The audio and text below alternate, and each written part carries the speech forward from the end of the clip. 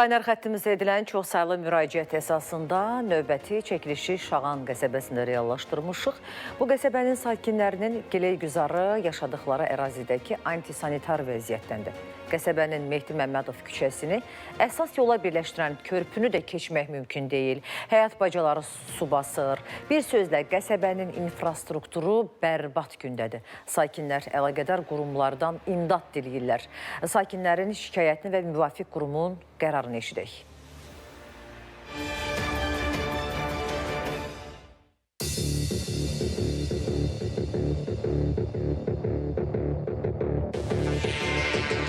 Şağan qəsəbəsi Mehdi Məmmədov küçəsindən əsas yola çıxan yeganə keçid hazırda bu vəziyyətdədir.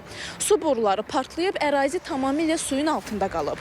Bura artıq gölü xatırladır və keçmək qətiyyən mümkün deyil. Biz buranın sakiniyik. 2 ildir bu su ilə əziyyət çəkirik. Bu su gedir evin altına. Evə girmək mümkün deyil. Qışın günündə qapı pəncərə açıqdır. Üfunət iylənir. Gələnlər də o maşınları doldurdular, götürdülər. Artıq çirkab sularını vurdular bura. Odur, budur, biz əziyyət çəkirik. 6 aydır bura belədir. İcra hakimiyyətinə də, nümayəndələrinə də hamısına demişik. İcra hakimiyyəti gəlir, motoru gətirib qoyurlar. İcra hakimiyyəti gedən kimi götürürlər. Qabaqdan yay gəlir. Bu belə olsa burada o şey yaşayış mümkün olmuyor. Xahiş edirik, köməklik eləyin, bu suyu buradan çəksin.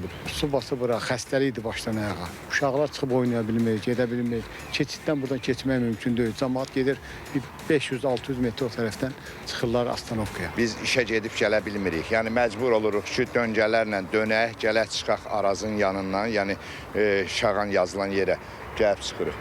Bu istiqamətdə işlər aparılır, motorlarla çəkirlər, eləyirlər, ancaq ki, o dərəcədə alınmır da. Bu yaxınlarda bura biraz torpaq tökülüb ki, suyun qarşısını almaqdan ötürü. Yoxsa yuxarıya kimi qalxmışdı sular. Yolun olmaması məktəbə gedən uşaqlar, onlara aparan valideynlər üçün də ciddi çətinlik yaradır. Ərazidə həm də nəmişlik və kəskin qoxu hiss olunur. Mən artıq yəni gedəmirəm məktəbə. Məsələn, burada indi dayanacaq var. Mən indi avtobusla məktəbdən gələndə buradan yəni heç cür gəlib evə çata bilmirəm də. Gedəm ən arxada oradakı asfaltqalada falan düşürəm ki, evə gəlmək üçün. Mən əvvəllər bu park olurdu. Biz gəlirdik burada qaçdı, oynuyorduk. Nə bilim, gedirdik, oradan qaçırdıq. Amma indi su olub uşağı bağçaya apara bilmirik.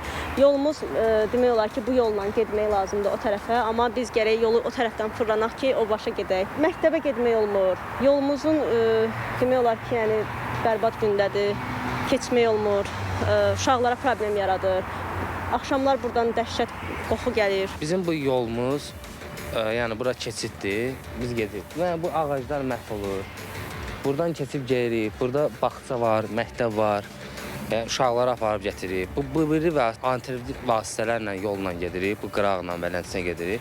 Yəni buna bir çarə qılacağız. Azərbaycan Dövlət Su Ehtiyatları Agentliyindən xəbərin olsuna bildirildi ki, ərazidə nasos qurulub və suyun kənarlaşdırılması işləri aparılıb. Nasos fasiləsiz və gücləndirilmiş rejimdə işlədiyinə görə təmirə ehtiyac yaranıb. Təmir artıq yekunlaşıb. Hazırda suyun ərazinin kənarlaşdırılması işləri davam etdirilir. Zemfira Rəcəb, Qərib Cavadov.